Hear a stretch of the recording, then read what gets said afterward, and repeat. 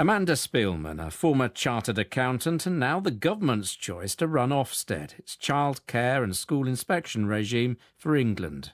With no teaching experience herself, the announcement has led to outrage from some teachers' unions this week. She's not up to the job, said one. Teachers and school leaders will be puzzled by this appointment. Others, including the Education Secretary, insist she does have experience. She helped set up a leading chain of academy schools and has been head of the exam regulator, Ofqual, for the past 5 years. Just the woman for the job, they say. So, in true Ofsted style, giving her and her friends just a couple of days' notice, we thought we'd carry out our own inspection, sending in our team to scrutinise her life and career. So what will it be? Outstanding, inadequate, or somewhere in between? Time to find out. Inspection report. Inspection date 16th to the 17th of June. Subject 55-year-old Amanda Spielman, born Amanda Mary Victoria Robinson in London in May 1961. Her mother Olivia, a professor of Roman law. Her father Sebastian, a classics-educated civil servant. Number of people spoken to by our inspectors over the course of 2 days? Approximately 30, including Amanda's younger brother James, who recalls a childhood home stuffed full of huge numbers of books. I think they say they possess somewhere over 10,000 volumes. There was always a sort of strong academic bent to the family. They have never possessed a television, so we both read a great deal, her rather more seriously than me. When she was 5, the family moved to Glasgow, Amanda going to a state-run convent primary school, where she was deemed too bright for her class and moved up a year. By 7, she wanted to be a professor of medieval history, precisely the sort of precocious behaviour that didn't go down well with brother James. We did fight quite a lot. It was, I think, in large part due to the fact that I was frustrated by her, even then, quite obvious and intellectual superiority. Oh well, never mind, James. Our judgment, early years, outstanding. After Glasgow, it was off to boarding school in Dorset, then for her A-levels, St Paul's, one of the country's leading independent girls' schools. She followed that with Cambridge University, studying maths until, disillusioned at the way it was being taught, changing to law instead. Lizzie Haynes, still a close friend today, remembers her best, not for her academic skills, but for her prowess with a plate of pasta. She was a really great cook, and I remember going round to her house and eating spaghetti carbonara, which was, I mean, it's very well known now, but at that point I thought, this is brilliant. This is somebody who can cook. This is somebody who's already kind of a grown-up.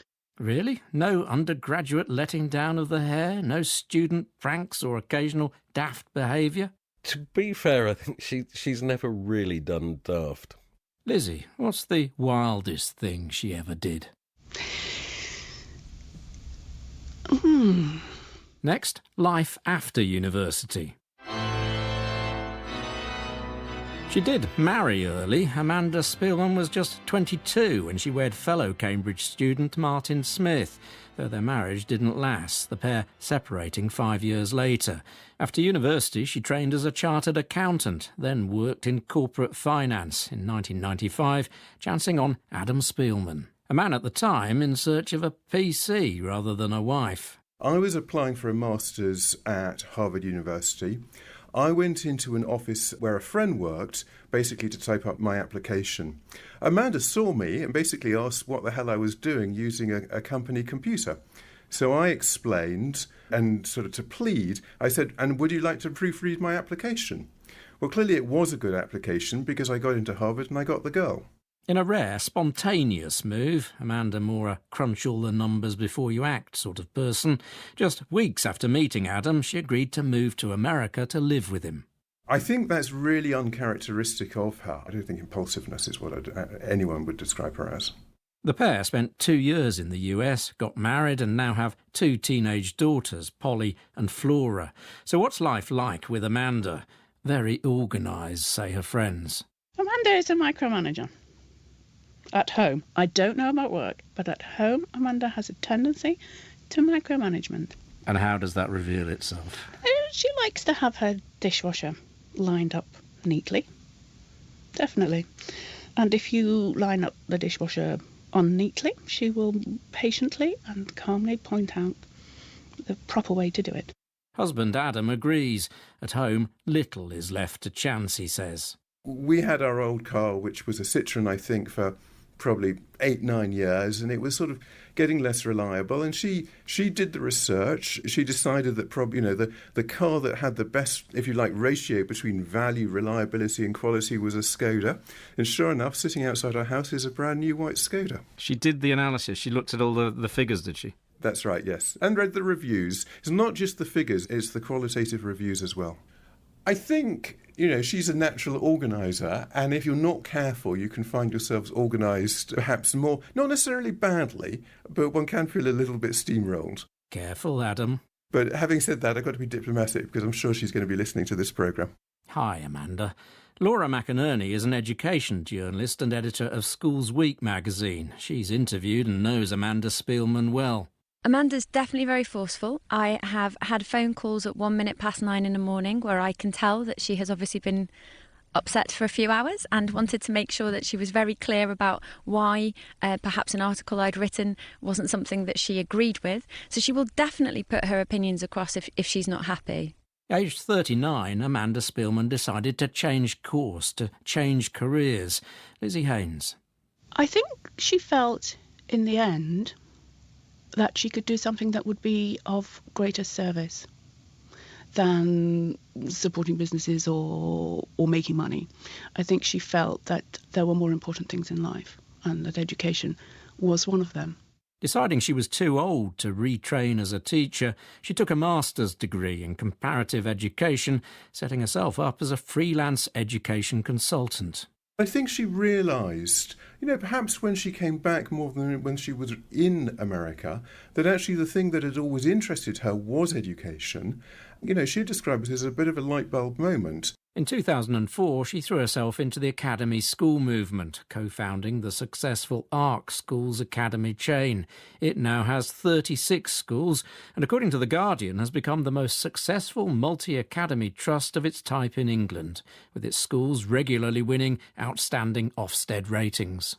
Then in 2011, she was appointed chair of the exam regulator, Ofqual, though its chief regulator at the time, Glenys Stacey, wasn't initially convinced Amanda was the right person for the job. She seemed to me to be a bit of a posh girl, that I thought, goodness me, what is this woman doing here and how is she going to really understand state schools? Posh girl in what sense? Paint a picture for us, for those who don't know her. She presents herself well. She's an elegant dresser. She's quite petite. She has a very, forgive me, but BBC voice. Eh? Despite that, the pair soon hit it off, Glenys warming to Amanda's analytical approach to exam regulation. She's a complete data nerd. I mean, if you give Amanda a data set, a large data set, you've just lost her. She's gone from you. She's straight into that data set, feeding on it, really. Though it ended with indigestion and legal action in 2012 when, under pressure from government ministers to clamp down on grade inflation, it emerged that Ofqual had actually raised GCSE English grade boundaries in between exams. Schools were furious. More than 100 sued. Greg Hurst, education editor at The Times. In the summer of 2012, there was a sharp drop in the English GCSE results. And it meant that tens of thousands of young people who were predicted they would get a C grade or higher did not and got D grades.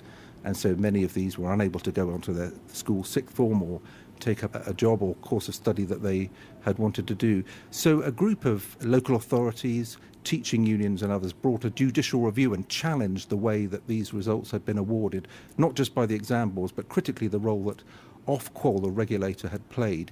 The education journalist Laura McInerney. She really showed a vulnerability when talking about that exam regulation period, the ding-dong over GCSEs as was. And you could tell when she spoke about it that she felt a sense that it wasn't something that was simple. The answer they got to was the answer she felt most comfortable with, but she knew she'd never please everybody. And it clearly still to this day plagues her that it went down so badly. But as with everybody else, you've got to get up and get on with it. And she is that kind of person. In the end, Ofqual prevailed in the courts. Our judgment, satisfactory. 3. Playtime, life outside work. Amanda Spielman is passionate about knitting. Yes, knitting. I'm gonna knit all day. I'm gonna knit my blues away. Well, if I'm feeling... And her knitting knows no bounds. She's been known to knit in meetings, on the train. I've sat in theatres with her and she's knitting until the curtain goes up, and I think you've got to stop knitting, Amanda, when they come on the stage. And of course she does. Does she I'm intrigued. She carries all these balls of wool and knitting. No, she just carries the one, you see. She's got one circular knitting needle and one ball of wool and sticks it in her handbag. What is she knitting in these theatre events and on the tube? What sort of things does she knit? So she knits socks and jumpers, and she knitted me, she's knitted handbags, and she's knitted me a pair of... What, Lizzie? Slippers. Ah, of course. She really does enjoy knitting, and if you see what she knits, it tends to be very complicated, very technical, quite small pieces. The typical thing is a scarf with a sort of slightly lacy pattern, so it's not flat knitting, it's got texture to it. When she's not knitting, apparently she's cooking. She's moved on from spaghetti carbonara, though. Now, according to brother James, it's all about... Puddings. She's learning Turkish, her fifth language. She likes reading, Hilary Mantel's her favourite, cycling, she's got a fold-up Brompton bike, and likes walking up mountains, occasionally making business calls from the summit, according to journalist Laura McInerney. I once took a phone call from Amanda where she was on the top of a mountain. I'd rang her about a question. It was quite a small question. She rang me from the top of this mountain, very anxious that she make sure I get the answer, and actually went and made several other phone calls to make sure that I got somebody to speak to that day. And she was on holiday, this wasn't a work mountain that she was sat on top of. Assuming her appointment is approved, Amanda Spielman will now be bringing her work ethic to Ofsted. She'll take over from current head Michael Wilshaw at the end of the year. So what does Greg Hurst of The Times think she'll bring to the job? She is very much an education policy insider. She's not somebody who wants to seek a profile for itself, and I don't think she'll use this new role of Chief Inspector as a pulpit. A number of teachers have expressed dismay that the new Chief Inspector of Schools has never actually taught in a school herself. Laura McInerney fears that could be a problem. Not being a teacher will keep coming up, and it will be something that she will have to keep getting over. And I think that will be the case probably for the entire time of her tenure. That's tiresome, but I guess she's going to have to find a way around it. What sort of an Ofsted chief do you think she'll make? It's very difficult to judge how people will be in that chief inspector role on the basis of their prior work, because it becomes such a big job and the media are all over it. I hope that Amanda will continue to have integrity, be calm, sensible and make good decisions. But I do think it's a job which has a lot of pressure on it, and it's how well you can hold your nerve under fire. And there we have it. Inspection over. Job done.